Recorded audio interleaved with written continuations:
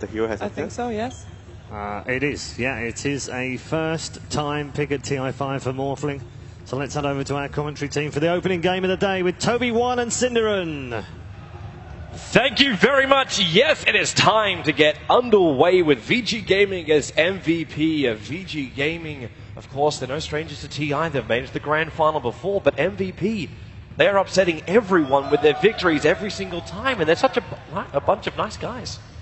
Yeah, it's hard not to be an MVP fan. I think they're really nice, and the same could be said for VG Gaming, right? They've all of their results. It's really cool. What I really like about this event is that we get to see the personal stories of some of the players that, at least generally the Western following, don't know too much about a lot of the Chinese players. So it's really cool that we get to see, for example, this profile on FY and VG in general. So it gives you a little bit more insight into what's going on behind the scenes for the players. And yeah, what a draft this is. I cannot believe we're getting a Slark and a Morphling in the same game. This is two heroes that have, I think this might be like the second or third Slark pick of the entire tournament. I think it's the first of the main event.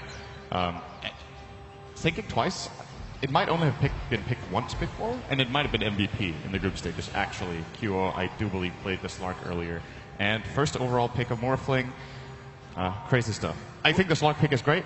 You look over VG's lineup until they pick the Morphling. Slark is actually really good against all these like predictable stuns, such as the Light Strike Array follow-up. You can easily just pre-cast it before you get lifted by Rubik. You can break out a Frostbite.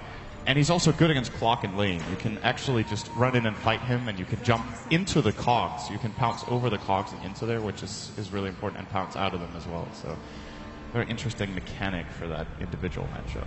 And if we were looking for MVP to give us something, we always knew it was going to be some kind of unique pick. These guys were known for running heroes, which may not be the standard meta, being like, we always think back to Warlock. MVP kept running this, even though most other teams were not looking at it. And VG Gaming to pick up a Morphling, there was a lot of debate going on during the group stages about like what heroes wouldn't be touched, and Morphling was one on the tip of the tongue of everyone.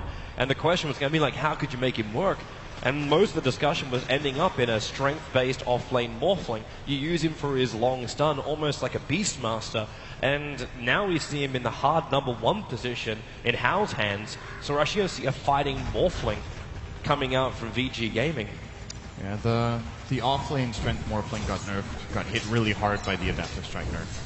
Being changed from being instant to an 1150 travel speed, which sounds really fast, and it is, but it allows you to dodge it with like links, stuff like Puck Space Shift, you know, that kind of stuff. It makes it all a lot less flexible as a pick. Just to also flag out the lanes, you were talking about the Slark being so good up against someone like a Clockwork. They've actually decided to safe lane it.